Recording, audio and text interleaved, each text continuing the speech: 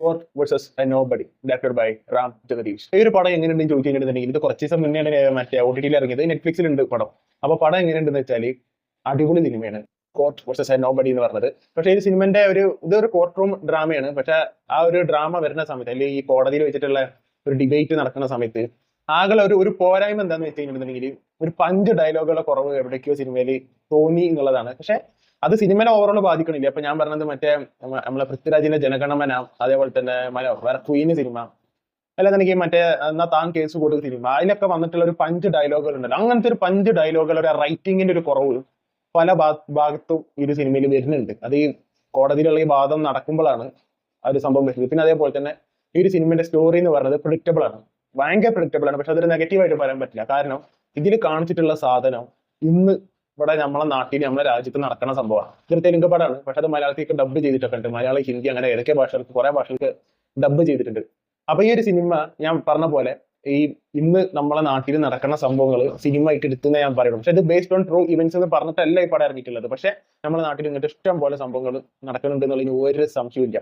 പക്ഷെ ഇതൊരു സിനിമ എന്നുള്ള രീതിയിൽ നിങ്ങൾ കാണുകയാണെന്നുണ്ടെങ്കിൽ പോലും നിങ്ങൾ ഈ സിനിമ എൻജോയ് ചെയ്യും.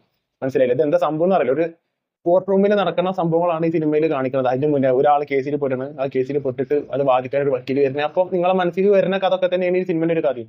പക്ഷെ എന്തുകൊണ്ടൊക്കെയോ ഒരു സിനിമ കാണുന്ന സമയത്ത് ആകെ ബോറടിച്ചത് ഒരു ചെക്കൻ ഒരു പൊണ്ണു ഇങ്ങനെ ഫോൺ ചെയ്ത് നടക്കുന്ന ഒരു സംഭവം ഉണ്ട്. അത് കുറച്ച് അധികം അവര് കാണിച്ചു എന്നുള്ളൊരു തോന്നൽ വന്നത്. പക്ഷെ അത് മാറ്റി നിർത്തിയിട്ടുണ്ടെങ്കിൽ ഈവൻ ഈ പറഞ്ഞ പ്രഡിക്റ്റബിലിറ്റി ഉണ്ടെങ്കിൽ പോലും, ഈ 5 ഡയലോഗുകളുടെ കുറവുണ്ടെങ്കിൽ പോലും എൻഗേജിങ് ആയിട്ട് ഈ പടം ത്രൂ ഔട്ട് പോകുന്നുണ്ട്. ഈ ഒരു പറഞ്ഞൊരു പോർഷൻ ഒഴികെ, ഈ ഫോൺ ചെയ്തിട്ട് ഇങ്ങനെ കൊഞ്ചു കുഴയാണ് ഒരു പോർഷൻ ഒഴികെ, അതും നിങ്ങൾക്ക് ചിലപ്പോൾ അത് ആ ഭാഗം ബോറടിച്ചിട്ടില്ല എന്നുണ്ടെന്നുണ്ടെങ്കിൽ നിങ്ങൾക്ക് ത്രൂ ഔട്ട് ഈ ഒരു സിനിമ എൻജോയ് ചെയ്യാൻ പറ്റും. എനിക്കും ത്രൂ ഔട്ട് പറ്റിയിട്ടുണ്ട്. ഈ ഒരു കുറച്ച് പോർഷൻ മാത്രമേ എനിക്ക് പ്രശ്നമായിട്ട് വന്നിട്ടുള്ളൂ. ബാക്കി ഈ ഒരു സിനിമ നല്ല രീതിയിൽ ഞാൻ എൻഗേജിങ് ആയിട്ട് ഇരുന്ന് കണ്ടിട്ടുണ്ട്. ഈ കോടതിയിലുള്ള ഈ സംഭവങ്ങളൊക്കെ വരുന്ന സമയത്ത് തന്നെ എനിക്ക് പേഴ്സണലി ഭയങ്കര ഇഷ്ടമാണ് ഈ സിനിമ, അങ്ങനത്തെ സിനിമകൾ കാണാൻ. അപ്പോൾ അങ്ങനത്തെ ആൾക്കാരാണെന്നുണ്ടെങ്കിൽ നല്ല രീതിയിൽ സിനിമ എൻജോയ് ചെയ്യും. ഇല്ലാന്നുണ്ടെങ്കിൽ നിങ്ങൾക്ക് ഈ സിനിമ എൻജോയ് ചെയ്യാൻ വേണ്ടി പറ്റും. കാരണം സിനിമ ത്രൂ ഔട്ട് ഈ 2.5 മണിക്കൂറും കോടതിനുള്ളിൽ ചത്തെടുക്കുകയല്ല. അതിന്റെ അപ്പുറത്തൊരു കഥ ഉണ്ട്.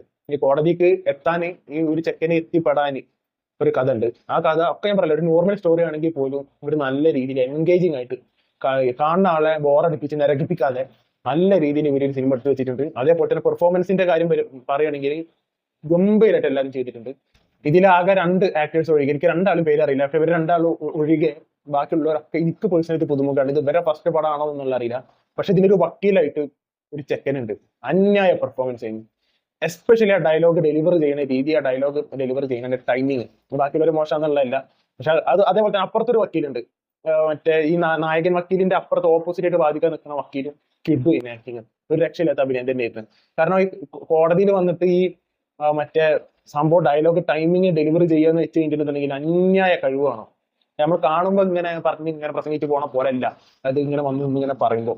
ബാക്കിയുള്ള അഭിനയിക്കുമ്പോൾ ബാക്കിയുള്ളത് കോർട്ടിന് പുറത്തുള്ള ആക്ടിങ് ഒക്കെ ഭയങ്കര എളുപ്പമാണെന്നുള്ളതല്ല പറഞ്ഞു. പക്ഷെ ഇത് കുറച്ചും കൂടി ബുദ്ധിമുട്ടാണെന്നുള്ളതാണ് ഈ ഞാൻ മനസ്സിലാക്കിയെടുത്തോളം. ഇത് കുറച്ചും കൂടെ ബുദ്ധിമുട്ടാണ് ചെയ്യാൻ ഇങ്ങനത്തെ റോള്. കാരണം കോടതി കയറി ഇങ്ങനെ പറയേണ്ട ഡയലോഗുകൾ അതൊക്കെ കുറച്ച് ബുദ്ധിമുട്ടാണ്. പക്ഷെ ആ ഭാഗങ്ങളൊക്കെ ഇത് ആക്ടേഴ്സ് ഒക്കെ കിഡുമായിട്ട് ചെയ്തിട്ടുണ്ട്. അപ്പൊ ഞാൻ പറയുന്നത് ഈ ഒരു സിനിമ നിങ്ങൾ ഡെഫിനറ്റ്ലി കണ്ടു നോക്കണം. കാരണം ഇതിനെ പറ്റി കുറെ പറയേണ്ട ആവശ്യമില്ല. ഇത് നെറ്റ്ഫ്ലിക്സിലുണ്ട്. നെറ്റ്ഫ്ലിക്സിലല്ലാന്നുണ്ടെങ്കിൽ നിങ്ങൾക്ക് വേറെ തേർഡ് പാർട്ടി ആപ്സ് ഒക്കെ ഉപയോഗിച്ചിട്ടൊക്കെ നിങ്ങൾക്ക് സിനിമ കാണാം. ഇപ്പൊ തിയേറ്ററിൽ പോയിട്ട് തിയേറ്ററിൽ റിലീസ് ചെയ്ത പടമല്ലല്ലോ. ഇത് നിങ്ങൾക്ക് ഇപ്പം വേണമെന്നുണ്ടെങ്കിൽ റിവ്യൂ കണ്ടിട്ട് നിങ്ങൾക്ക് സിനിമ പോയി കാണാനുള്ളൂ.